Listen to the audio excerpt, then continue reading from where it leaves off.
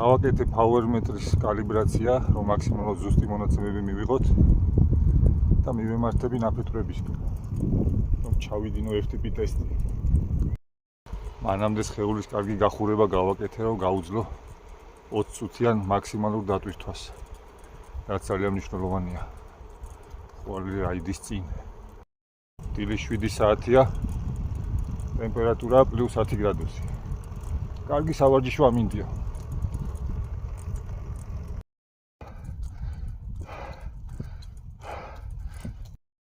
იჟია ვიღაც.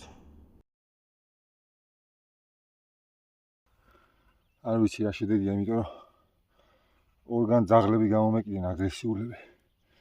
ერთგან ველოსიპედიდან ჩამოსვლა მომიწია და არ ვიცი ჩამითვლის თუ არა. ბოლოს უკვე 300 ვატი 500 ვატად მეჩვენებოდა.